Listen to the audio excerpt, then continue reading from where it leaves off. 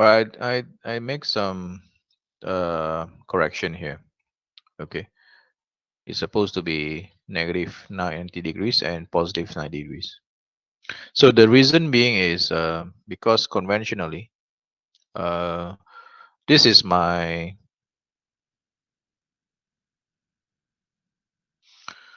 so this line here is my reference point. This line here, if you can see the marker, the laser marker here, this line here is my reference point. And as I mentioned, if you stand here, so apparently the alpha is measured positively when we take an observation towards point A and point B. So it's alpha 2 and alpha 1. However, so this is your, as I said, this dotted line here is our reference point. From here to here is our reference level. So as B, so if we look down, if we look towards B and A, at this point it is considered positive. It is considered positive angle. Thus, therefore, if my B tends to infinity, so if I look up, then that will be a negative angle. Just it is due to the reference level that we set. So in our case, if B tends to positive infinity, then alpha 2, when we look up, it is considered negative angle. If we look down, as A tends to negative infinity, then it will be a positive angle. So again, here we arrive the special cases where I said that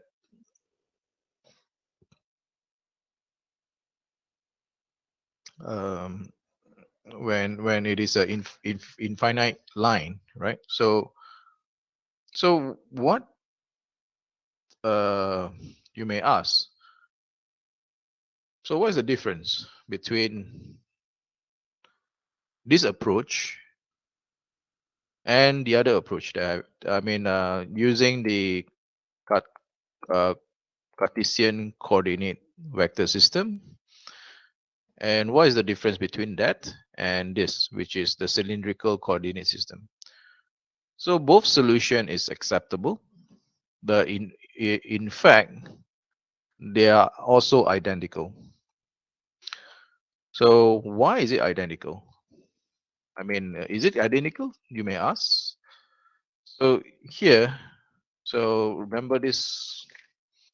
So we have the electric field.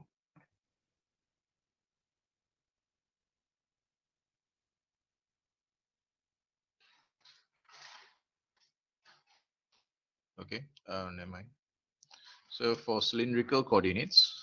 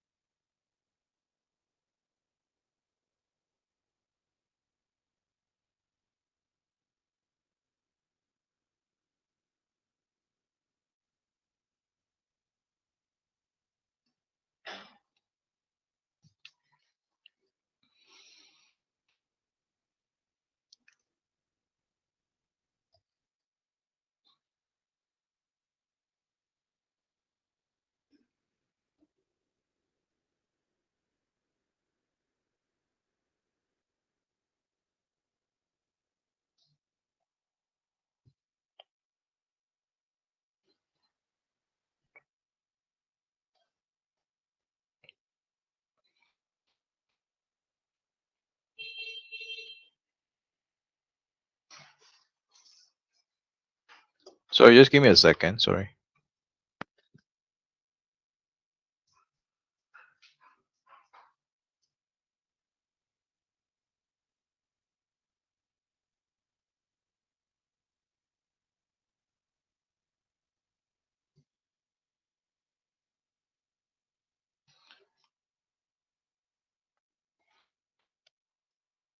Sorry for the interruption.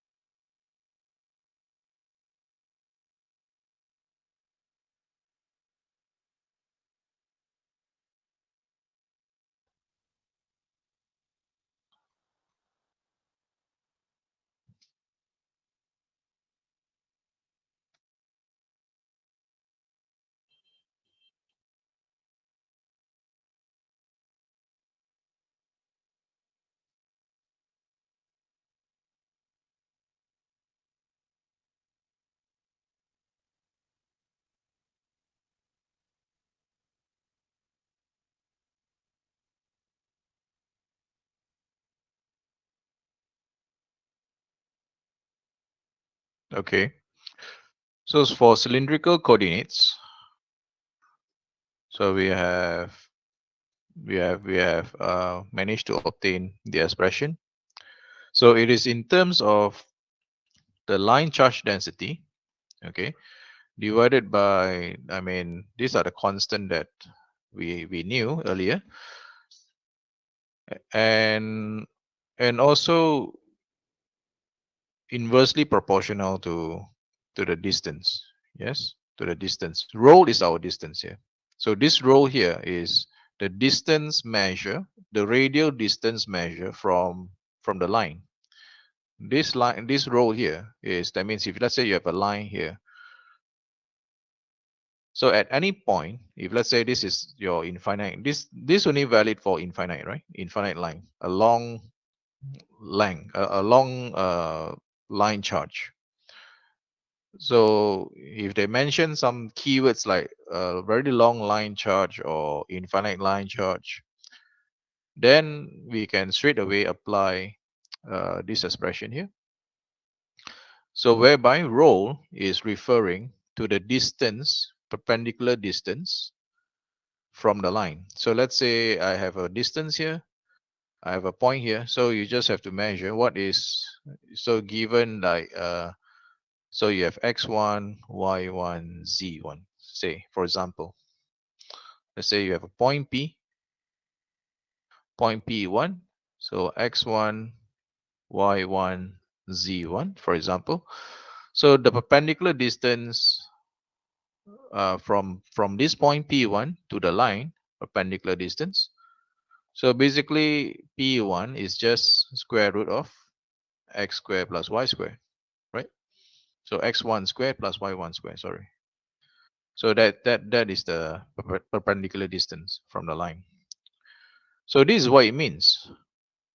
So here, so basically that means the electric field, the direction of the electric field is emitting. That means at any point in space, if let's say I have a if let's say I have a line charge here, so at any point in space, um, the electric field, it is radially, I mean, it is emitted radially outwards by the line charge. So it is emitted, I mean, the electric field emitted by the line charge it is in radial direction. Okay.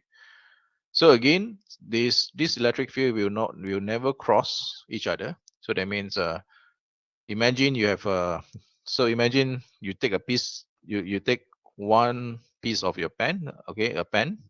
So imagine that you hold it vertically, your pen, and the electric field is coming out radially. I mean the radial direction is cylindrical in cylindrical radial direction. Okay, radially outwards. So all the electric field is radially outwards. Okay, so radially. So so the electric field is emitted radially outwards.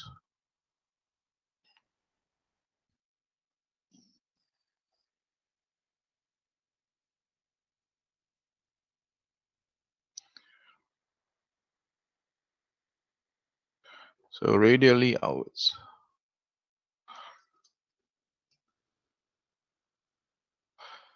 So not spherically. So the direction of spherical in terms of radial is the direction is different. So this is cylindrical radially cylindrical outwards. So that means it is everywhere. So at a pen, if let's say imagine you have a pen holding a pen vertically. So all the electric field is coming out from this pen that you are holding perpendicularly. So the direction of the electric field is perpendicularly outwards, coming out from your pen everywhere. Do you get what I'm saying?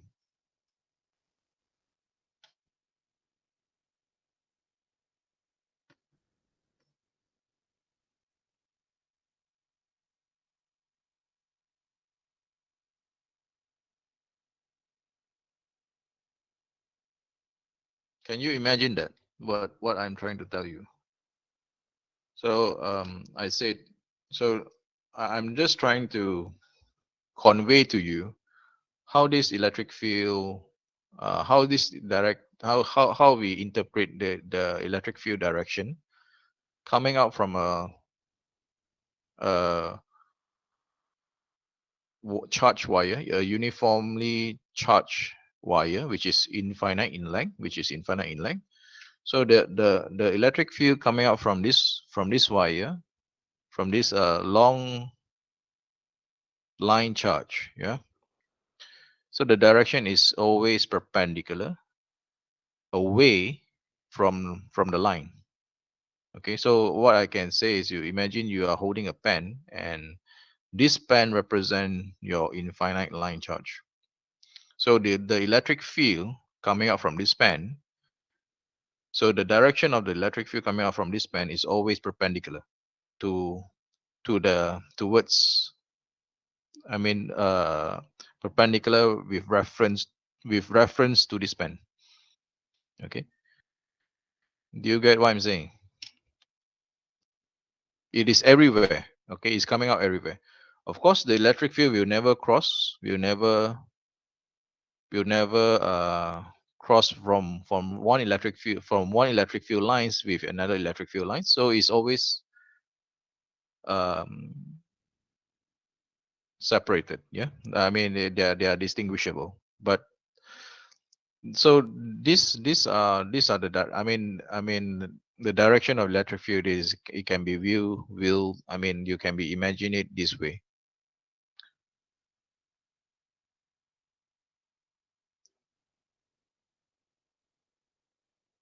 Can you imagine that or no?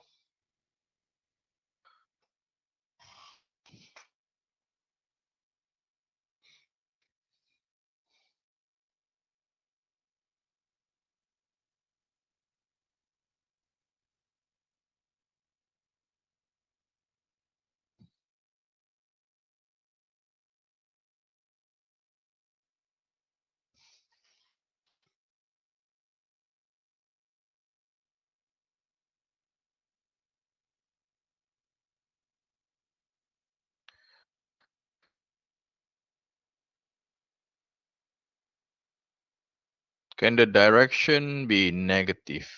If if the line charge is negative, then the direction of the electric field is going towards the line charge. That means the direction of the electric field is going into the line charge, and therefore we can view that as the negative direction.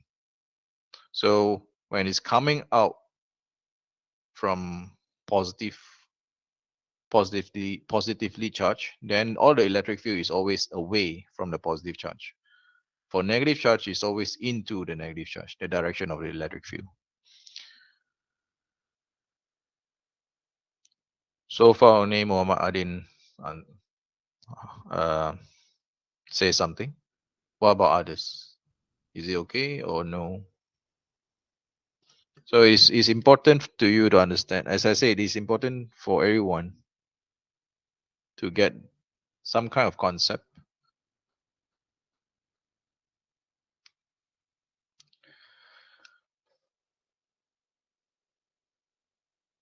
All right.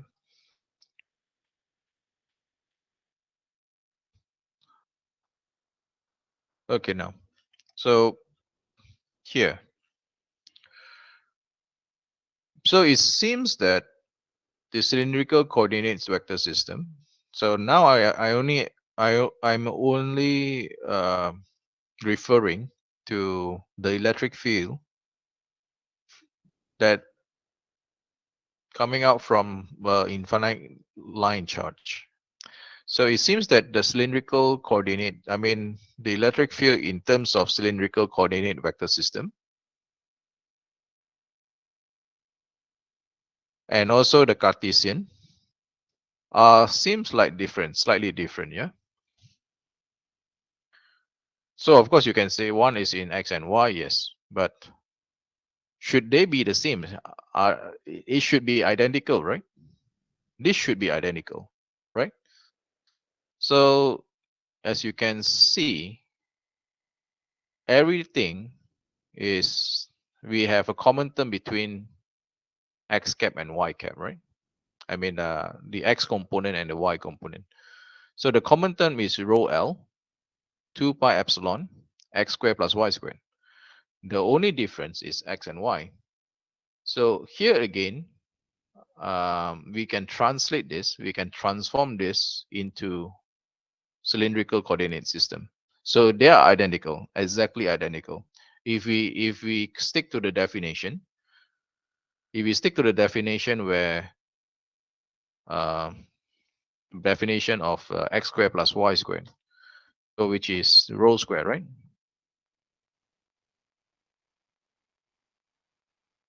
Yes, this thing. The definition of rho is square root of x squared plus y squared. If we stick to this definition here, then we should able to, if following, if we follow um, the transformation vector that I have just demonstrated earlier today, which is as this slide here. Okay, we can again again show that uh, the electric field, it is indeed the same for both cylindrical coordinate vector system and also Cartesian coordinate vector system. So they are the same. I mean, of course, one is expressed in cylindrical, another one is Cartesian. Yeah, but I mean, beside that, the direction of the field is the same. The direction of the field is the same because x and y direction. So for sure, if we have x and y direction, so we have a resultant vector. Okay, we have a radial resultant vector due to x cap, x component and y component. So and of course we can express this the entire vector electric field in terms of one vector, which is the radial component of the cylindrical coordinates. So we can do this, of course. So I leave it to you to do some exercise algebraically, how we can how we can transform the electric field in Cartesian vector coordinate system into cylindrical coordinate vector system. Same as what I have did. So same as what I have did here. Okay. I have already demonstrated this to you, so you should be able to do it on your own. Okay, so now let's do one more example. Then I plan to discuss some of the tutorial question later on. So which is relevant with our current discussion. So let's do one more example perhaps. So imagine now, just now the line charge now, the same line charge. Now it is bent as a ring, as a circular ring. Now it is bent as a circular ring. Okay. So the the charge density rho L, it is still rho L, okay, due to a ring charge. So the charge density is still the same. So we can write as rho L with the dimension of coulombs per meter. Yeah, with the same dimension as I said. The now the line is bent as a circular ring, so it is formed as a circular ring. So our task now is that find find what is the electric field at a point H.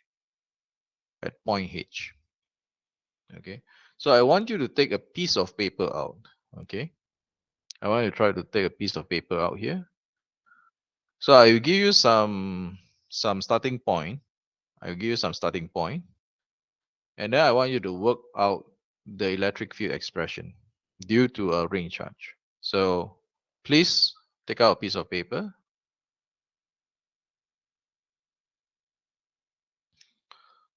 Okay. So now the same method that I applied earlier applied here. So I will assume that an arbitrary point charge of at this point here. So a small segment of an arc, a small segment of an arc that represent a small segment of an arc that represent the point charge contribute an electric field at this point. Okay, contributed an electric field at this point.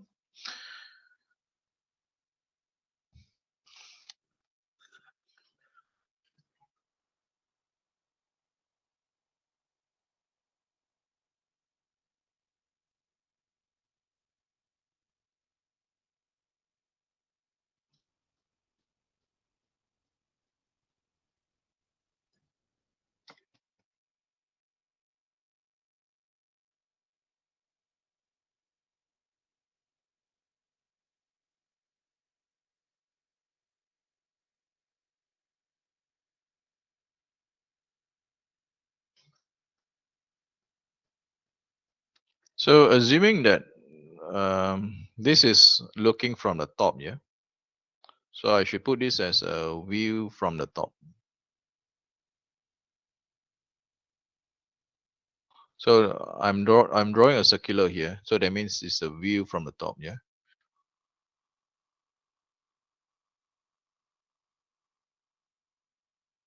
So view from the top. So this is the center. Okay. So my arbitrary point is here. Yeah. So I just enlarge it a little bit. So it's an arc.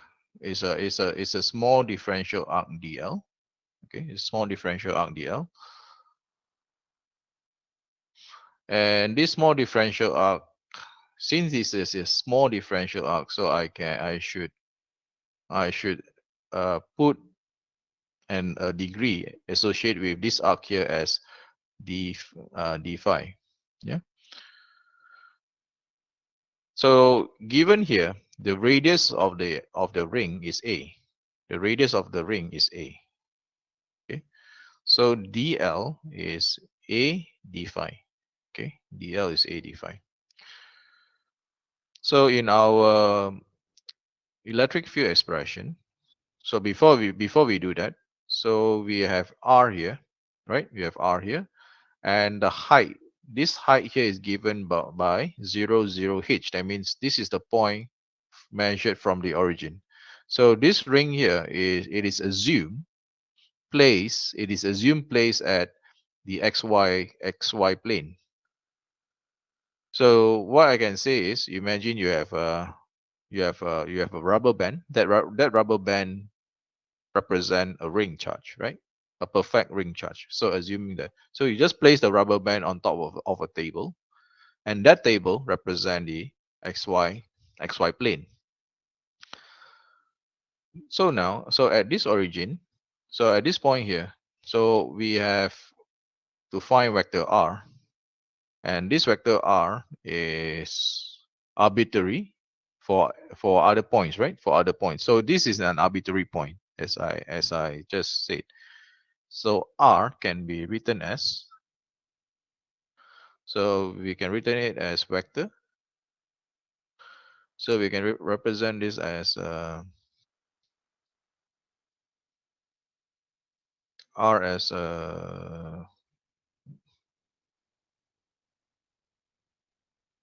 a, right? Mm,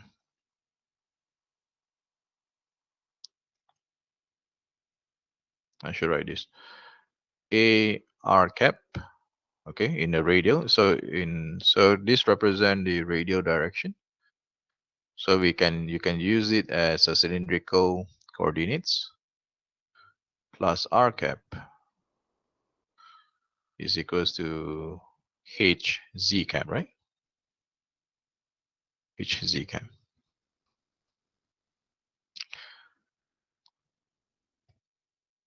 So h z cap minus a r cap. Okay. So we have established this, and therefore the magnitude of r is square root h square plus a square. So now the electric field E,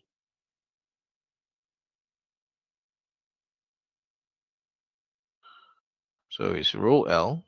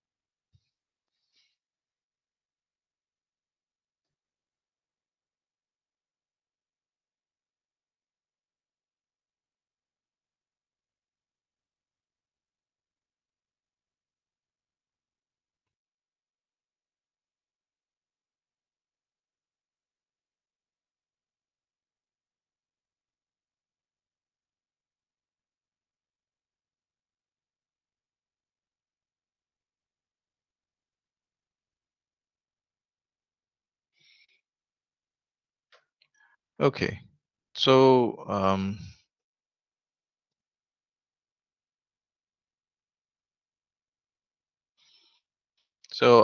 will, so here is your starting point.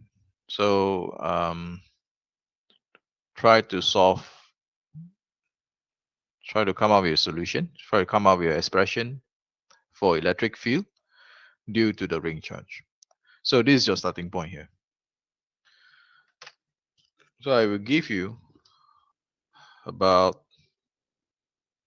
10 minutes, yeah, about 10 minutes to solve this.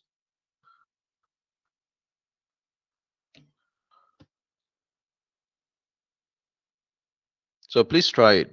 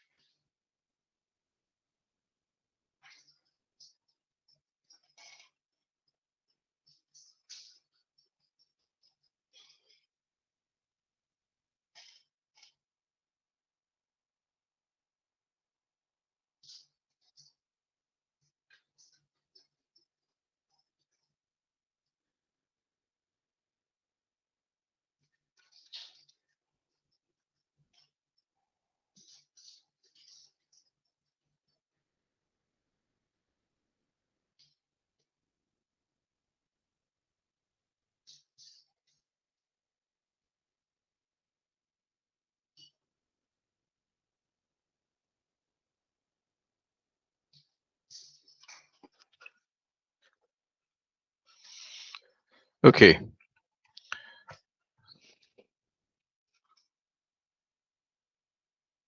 So for this solution here, actually it's quite, I would say, if you recognize, if you notice that at this point here it is symmetrical about all other points. So assuming that if let's say I have a point charge here that contribute an electric field at this point, and opposite of this point, another point which is opposite at this point here. So which is also contributing the same, electric field in magnitude, okay, but of course in different direction at the very same point here. Yeah. So if we recognize the symmetry, the radials, I mean the this component R, the R component will be cancelled off. Okay. So this implies, maybe I should write more, due to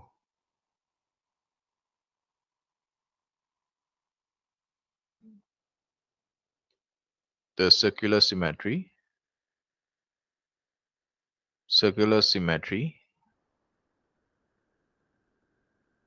of the ring.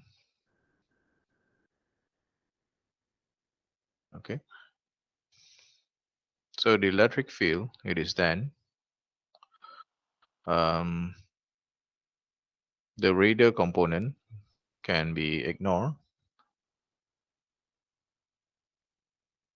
The radial component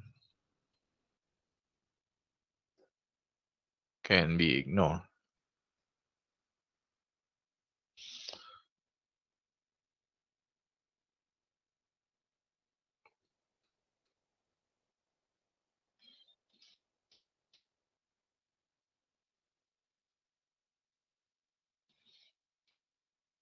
So I can ignore this, right? So and then now, so what are we integrating with respect to? We are actually integrating with respect to d phi. So the rest of uh the rest of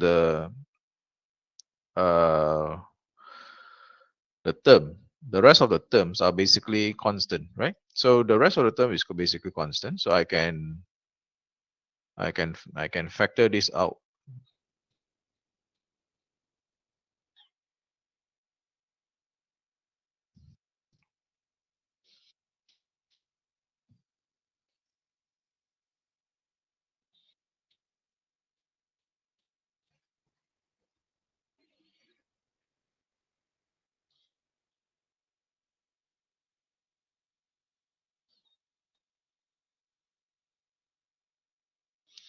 And it should be from 0 to 2 pi, right? So from 0, starting from here, all the way to 2 pi. So it's one circle.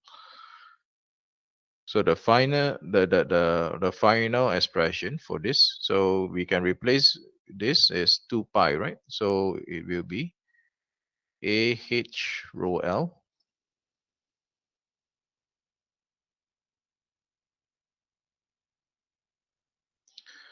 So is epsilon naught h square plus a square 3/2 z cap. Hmm.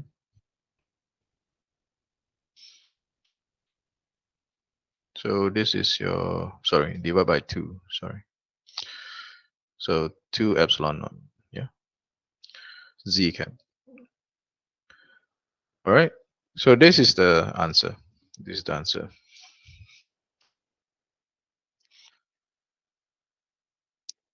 Okay. I want to ask you again. Do you understand what I'm trying to explain here?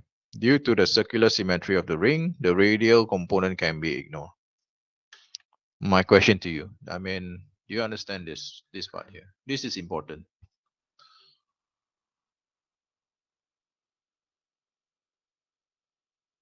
Because at some point I have explained I've also explained to you using the first example in these notes here, that due to the 4-point charge, I explained something on the symmetry point, yeah, on the symmetry property.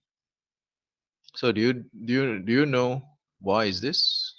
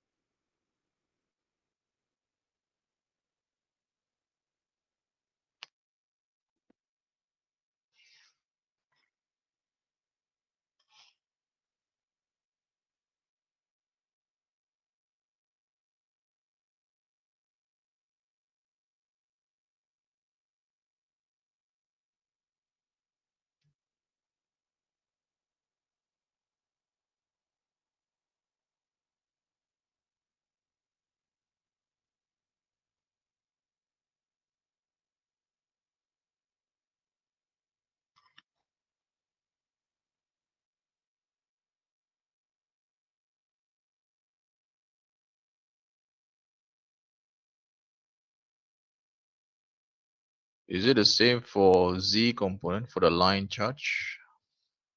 Cancel each other. Uh, yeah, I think you get what I mean, Mama Adin. So basically, so we can actually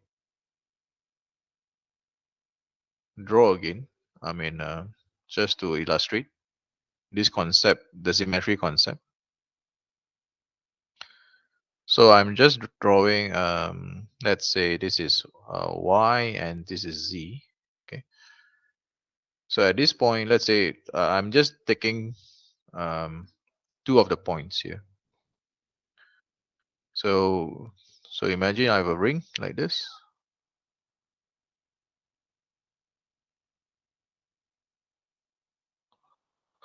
So the one that I draw a vertical line, that represent the point charge. Okay.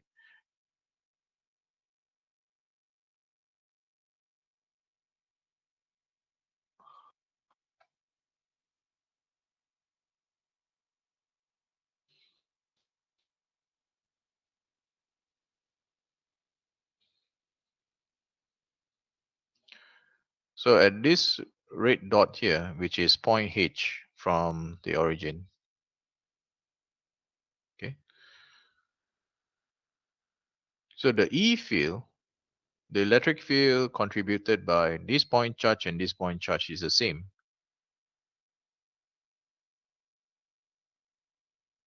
Okay. So the magnitude of the magnitude is the same. Okay. They have the same magnitude, but of course the direction is different.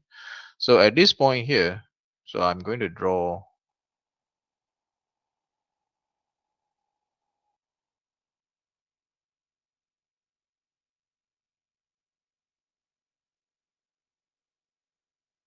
maybe I use a different line, a different color.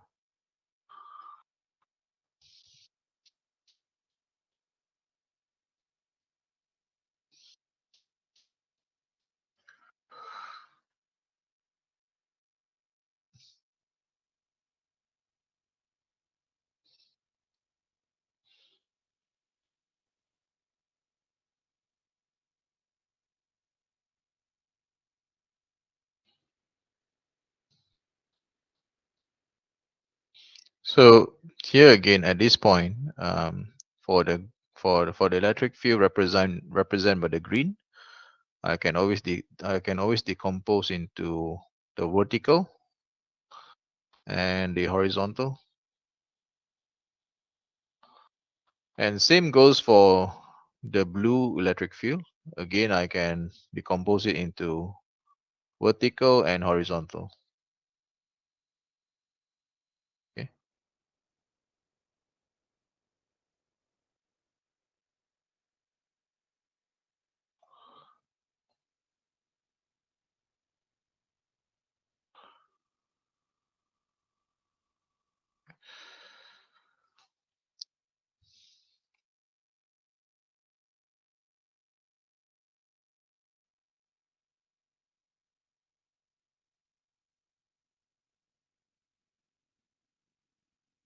So from this diagram, um, so the decomposition. So the horizontal basically represent the radial direction, right?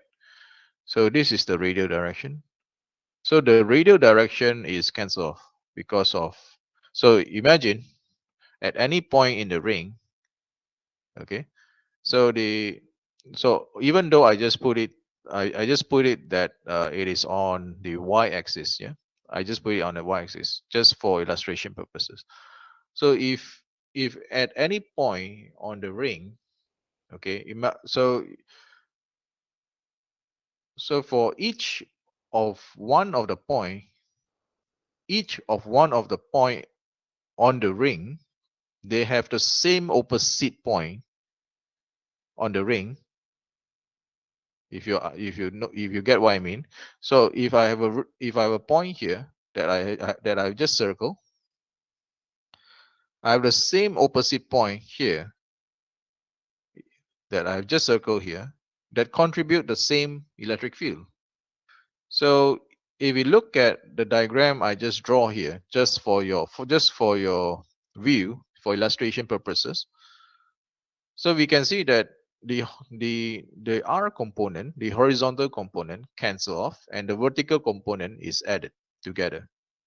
So that is the resultant, right? That is the resultant. So in this case, then our I mean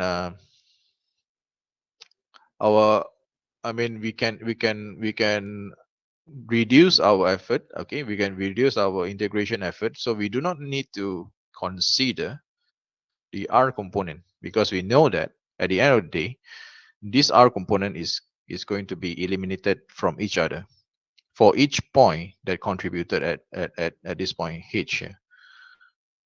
So and therefore the integration term is only with it is only for phi, yeah, the variable phi. So it's integrated from 0 to 2 pi. Okay, so that's the final answer. So it is directed towards the z component. So that means the resultant is directed towards the z component.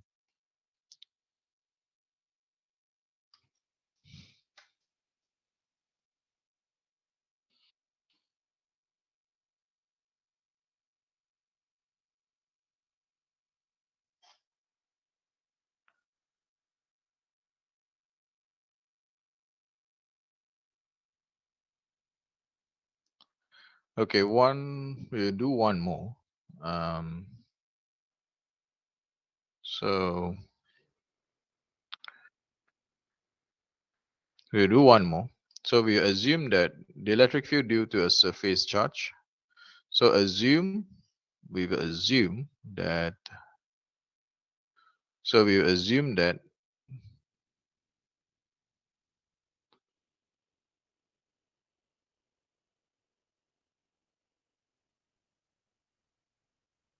the surface charge the surface charge is infinite.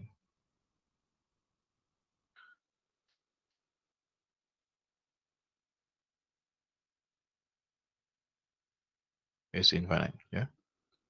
So we assume this.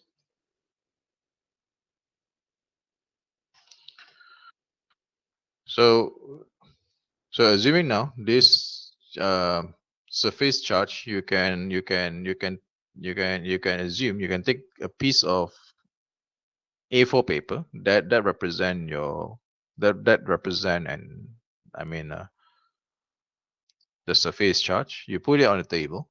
So this piece of cloth, this piece of surface charge represent by the paper. So it is on a flat surface, assuming. So now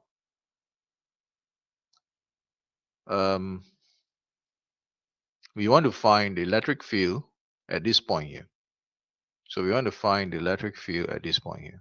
Okay. So the same point as which is at height h. from the origin, which is at height h from the origin. Okay. So from this diagram here, we can see that again we use the illustration of symmetry now. So as I said, it is infinite line charge, is it infinite surface charge. So now here, there's a few way to go about it, but again we can use cylindrical coordinates, okay, to solve this. Okay, or we can use Cartesian. So if you use cylindrical coordinates, then one of the coordinates is one of the term, because if you can see from our earlier working, if we use Cartesian, then we have x, y, z, and if we use cylindrical, we only have r component, the radial component, and also the z component. So that will definitely reduce our labor, our working, reduce our labor towards the solution for this problem. And now, so as I said just now, so we will approach it using cylindrical coordinates to solve this problem. Okay, I will give you the starting point. I will give you a starting point.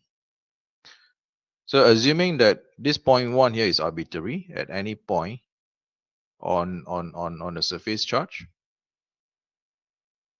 So R can be written as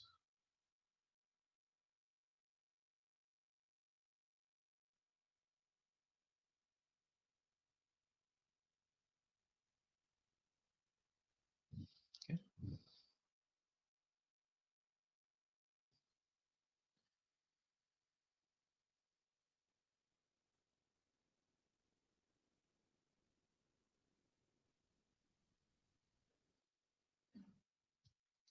okay. So since we are dealing with cylindrical, okay, so this surface charge here, okay, so this area, so since we deal with surface charge, so we will take one of the small area, this small area here. So this small area here as ds, a small surface area. So this small surface area in terms of cylindrical coordinates, cylindrical area, it is what? How we can express this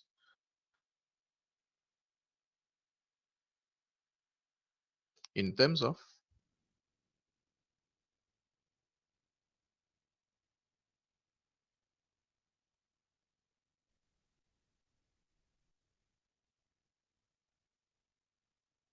rho, what? So I have a radius r rho, then d phi, which is the arc, and multiply with d phi, right? So please make sure you understand this, because if not, anyone, I mean, do you understand why is this? So as I said, we are going to deal with this solution here using cylindrical coordinates. So here is a point charge, right? It's represented by a infinitely small surface ds. So ds is written in this way. So do you understand why is it written in this way? Please let me know.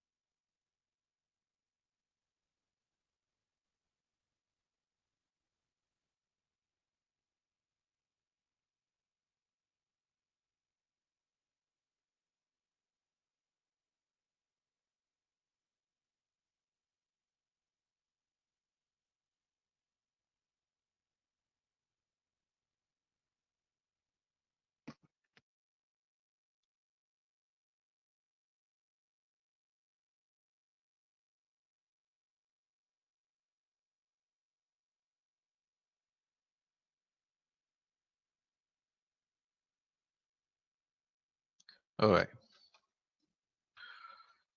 So now, um, y times d phi, yeah.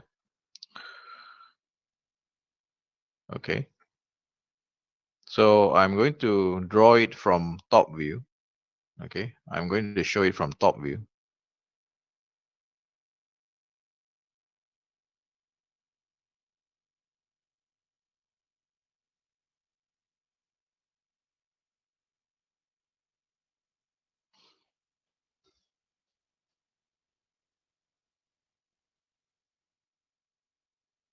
So this is from top view. So assuming that, so let's say this is my original point here. Okay. So it make a small arc, let's say.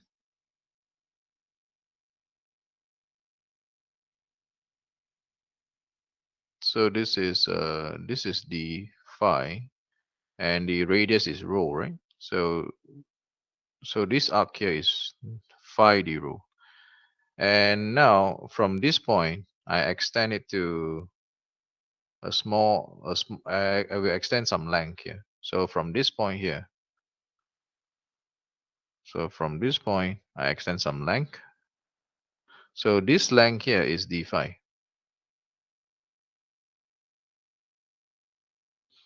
So this area now is, so if it's a small area, if it's a small area, so I can assume that this length and this length is the same. This length and this length is the same. So therefore it is, this area here is phi d rho times d phi. So do you get it, Mama Adin?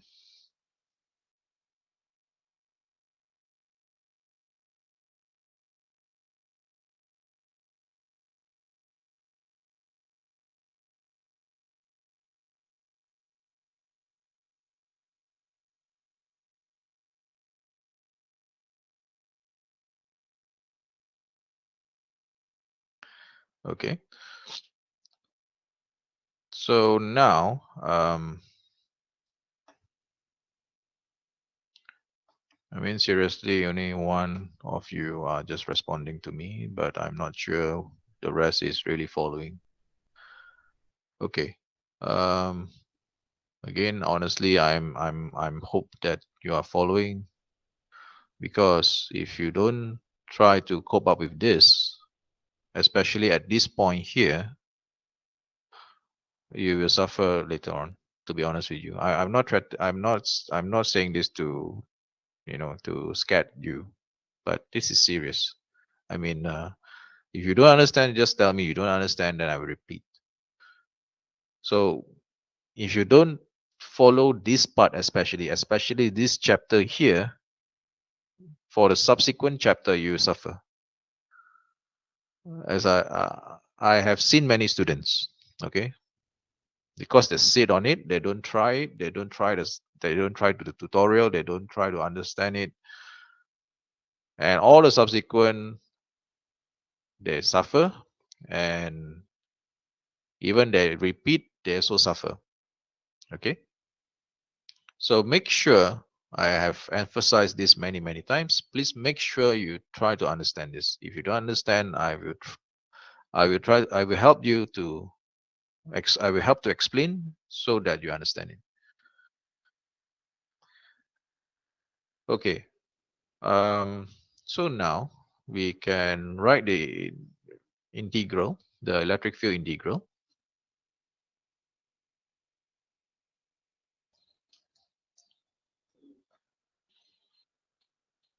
So we can write the electric field integral at this point here. So as rho s ds. So this integral is going to be a double integral. Okay, it's going to be a double integral. And 4 pi epsilon naught r cube r. So rho s is it's a constant. So over the surface. So I just put a single integral. So this indicate this single integral is actually is a double integral. So over a surface.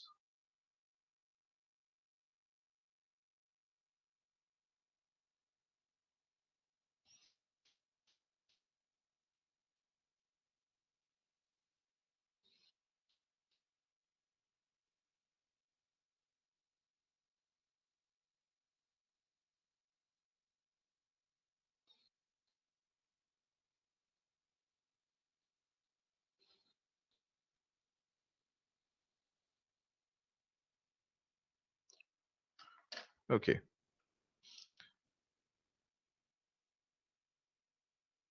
Okay. So I want you to try to integrate this.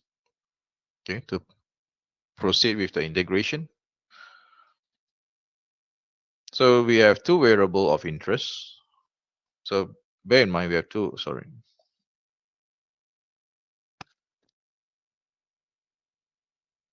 So we have two variable of interest, which is d phi and d rho. Okay. So that means we are going to integrate with respect to d phi and d rho. So in our integration, so we have a variable d phi. So d rho is almost immediate. So it's almost, I mean, it's not nothing. I mean, all other terms are not related to d phi. So we can basically integrate d phi first. So we have d rho here. Okay, we have d rho.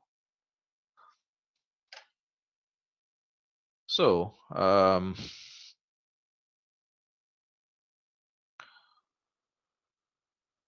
so how are we going to solve this now? Okay, how are we going to solve this now?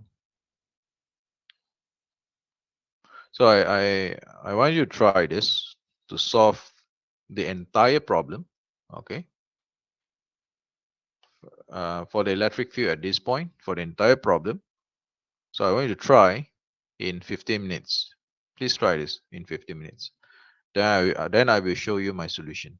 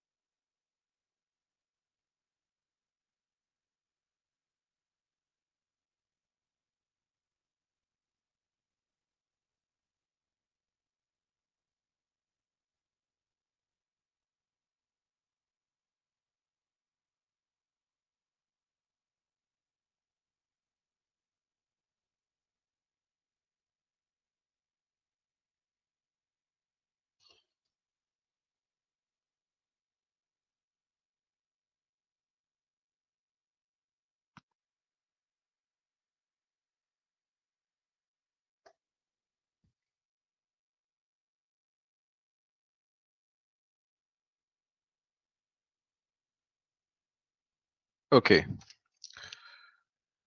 so here again we can exploit the symmetry property due to the infinite surface charge. So here we can write since the surface charge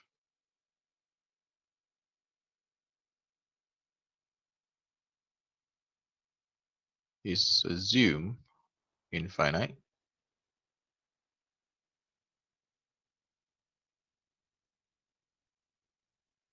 thus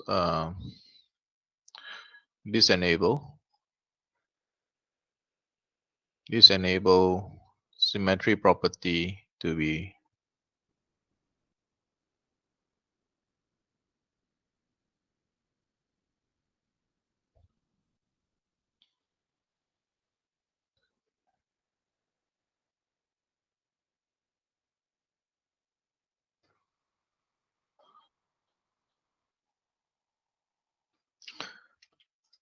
so how is it that we are going to exploit the symmetry property? So again, the this surface charge, I will emphasize again, this surface charge is assumed infinite.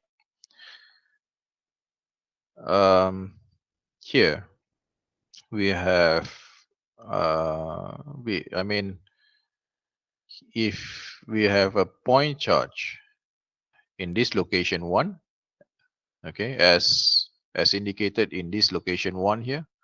So there is an opposite point charge in indicate by location 2, by this 2 number 2 here. So both represent, both contribute the same electric field in terms of the same electric field in terms of magnitude. They have the same magnitude, but of course in different direction. But the direction, it is just the mirror. It is just a mirror about the z-axis. So if I'm going to draw this point here, so this is z-axis. So one is going this way. So one is going this way. Another one is going this way.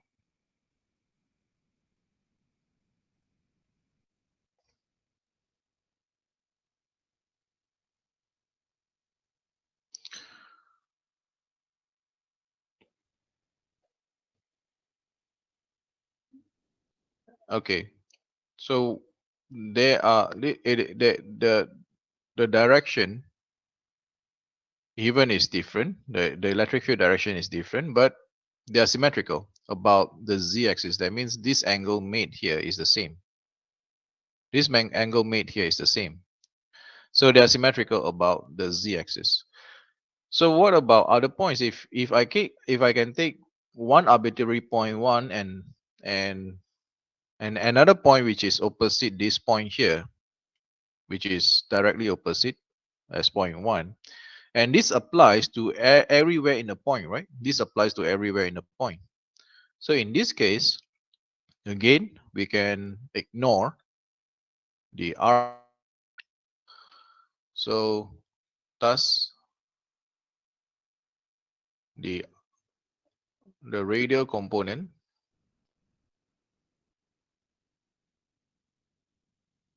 of the electric field can be ignored.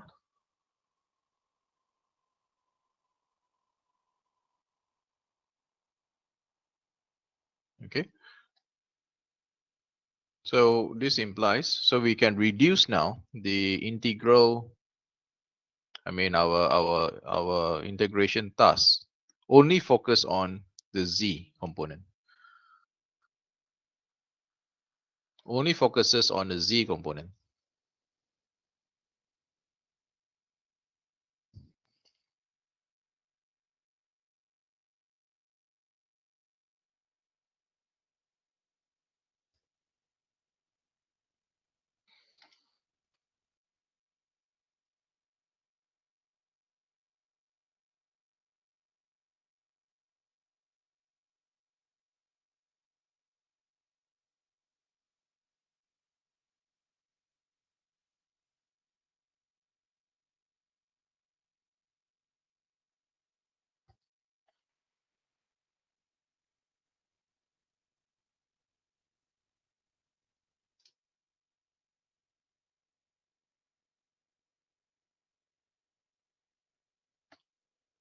Okay. So the rest of the terms except I mean h is constant. So because it's fixed at a point, even though it is arbitrary point, so I can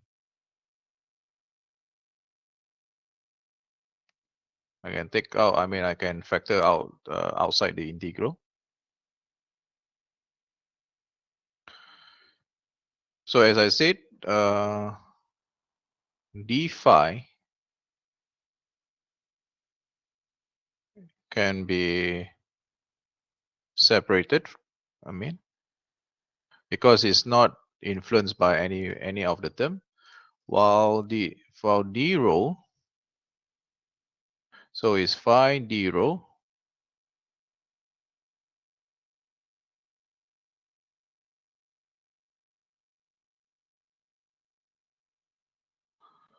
So integrating from 0 to rho, let's say, so to any point rho.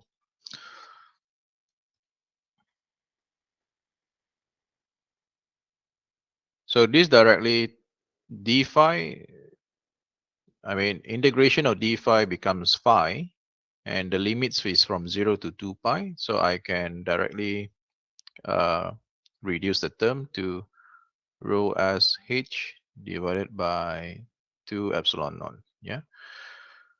Okay.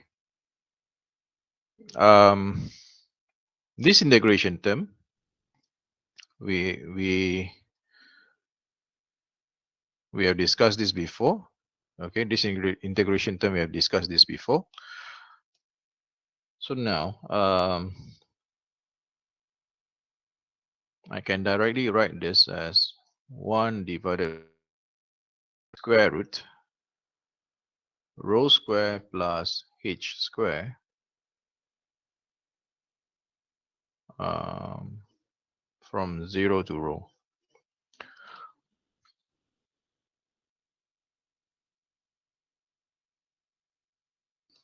So in the direction of z, right?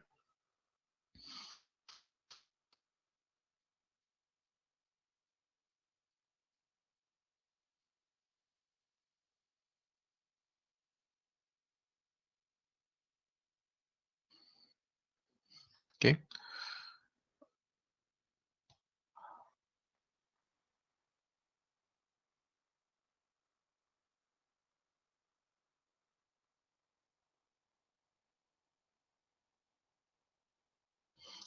Sorry, I think there's a negative here, right?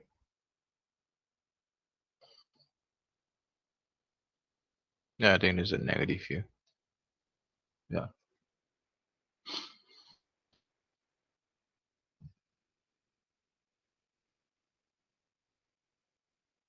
Yeah.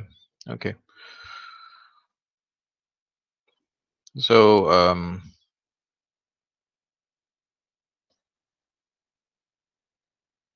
okay. So substitute the limits. So it's going to be 1 over h square. Sorry, 1 over h minus 1 over square root of rho square plus h square secant. Okay. So that's the answer. But if let's say, but because I haven't put the limit for rho tends to infinity, right? So if rho tends to as if rho tends to infinity,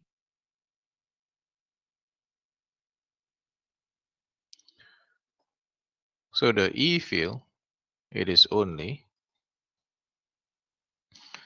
so is as rho tends to infinity, this term here that I underline with red, it tends to 0, right? As rho tends to infinity. So the final expression is then,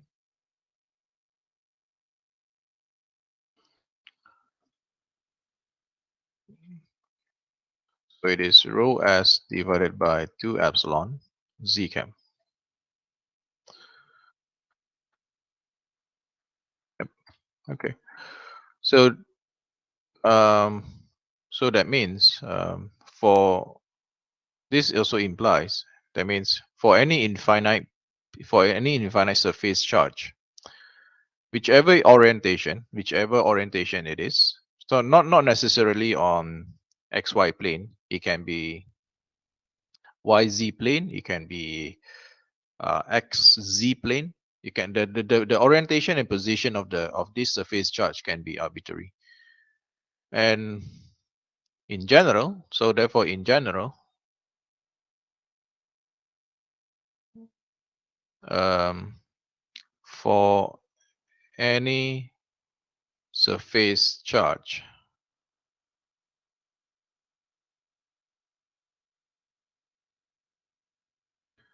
um, the electric field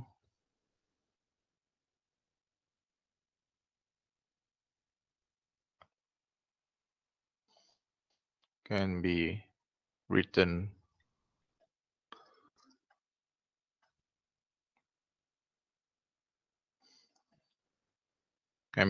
as rho s 2 pi epsilon naught n cap. So which is, this n cap means that the direction of the E field is perpendicular to the surface charge.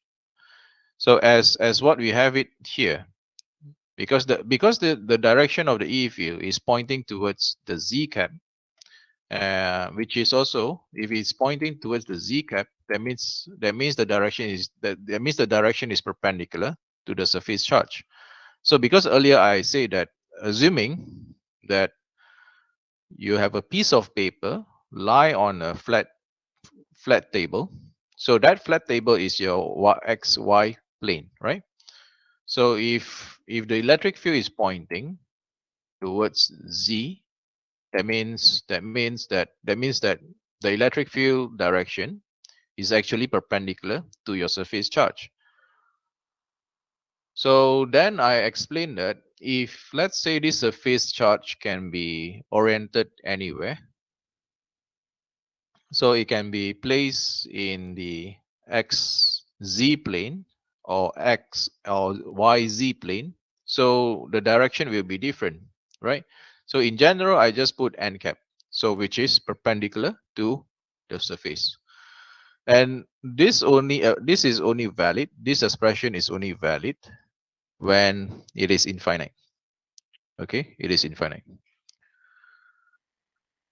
It's only valid if it's infinite. And we will see this again. So so these are the special cases that I I wanted to discuss with you. So there's one more. Okay, after this there's one more, which is the spherical type. So there's one more.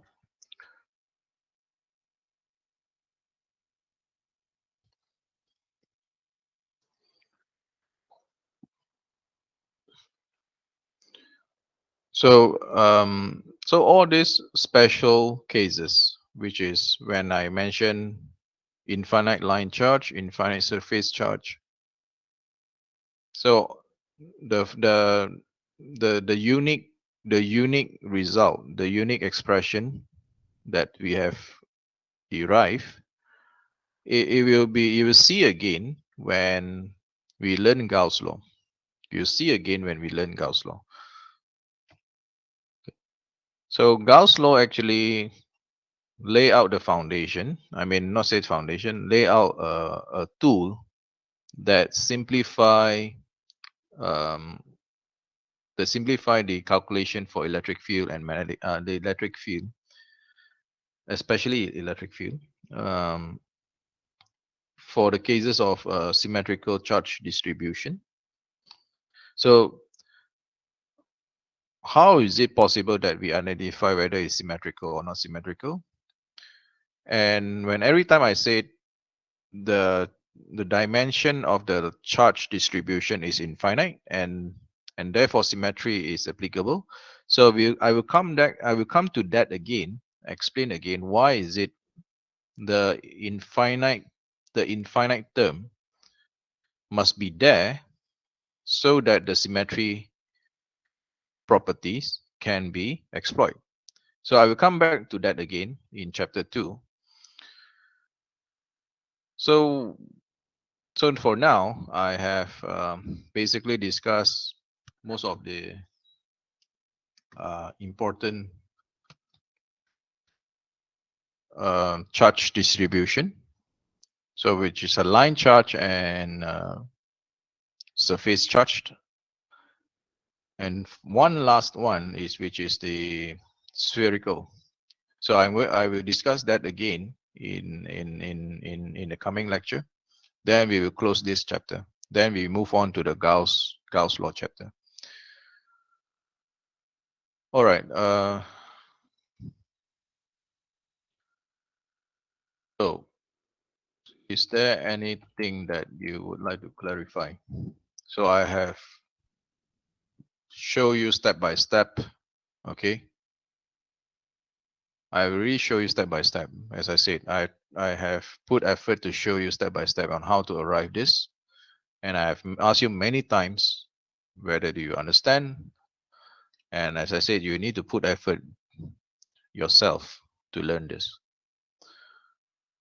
If at any point, I already mentioned this again and again, if at any point you don't know or you don't understand, please ask me. You can ask me through email. You can ask me for a consultation. I can set a consultation hour with you and explain it again. All right. Please don't sit on it. Okay. Please do not sit on it. So you will go through a very difficult time. If at this point, at this junction in this chapter that you don't clarify, um, regardless whether the concept or the maths part, all right, you don't clarify this, as I said, it's going to be difficult for you in the later chapter.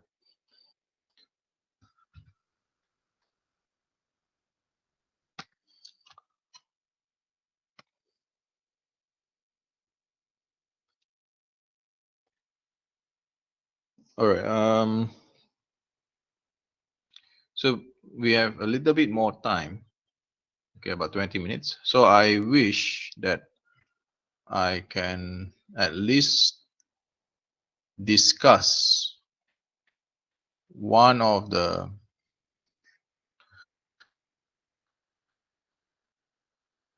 tutorial question with you. So maybe we can discuss tutorial question 1.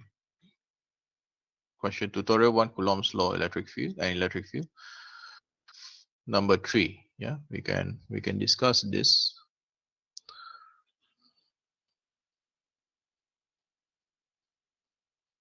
So before we come to here, is there anything that you would like to ask?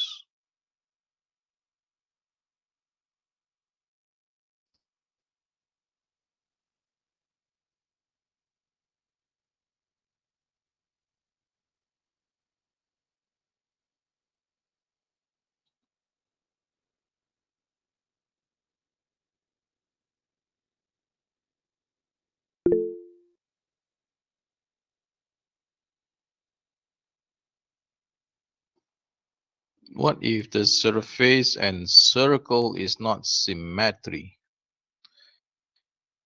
Um,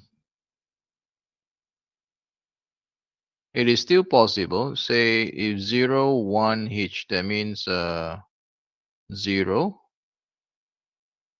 1 H. Yeah, it is still possible that we apply this result.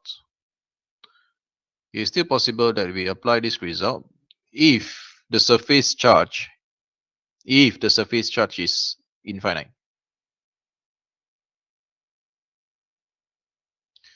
So the infinite idea is basically relative. So mean to say that um, in practical sense, there's no such thing as infinite length. There's no such thing as infinite surface. So this infinite, I mean, the infinite thing is actually relative.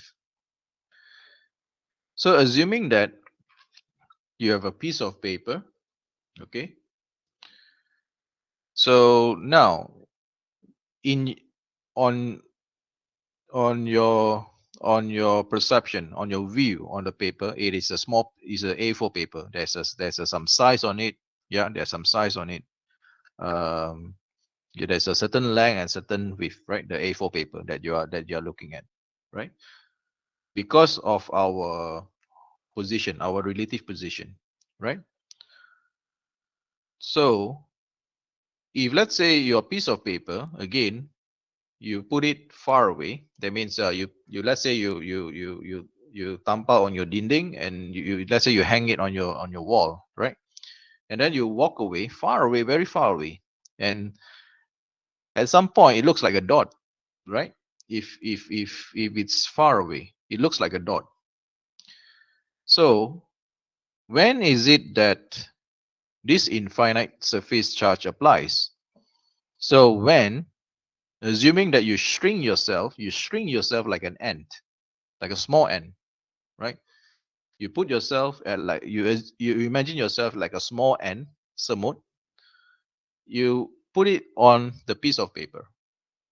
So, and then you will have, in that view, you can see like a horizon. When you go to the beach, you can see a horizon there. So it is, which is infinite, right? You can see the horizon. So that is where the infinite concept comes about. So it is relative. It is relative. And when you ask me, so it's 0, 1, h, right?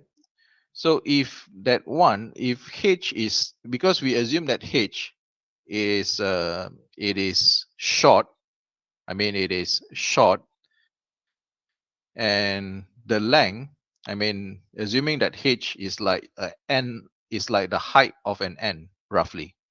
It's like a height of an n.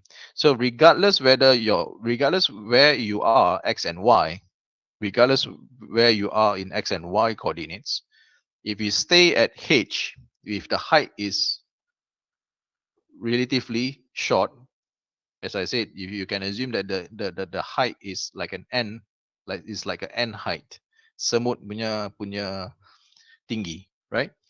So so that means we can treat this as an infinity. It's an infinite surface charge. And regardless how you look at this, it is symmetry everywhere. Do you get what I'm saying?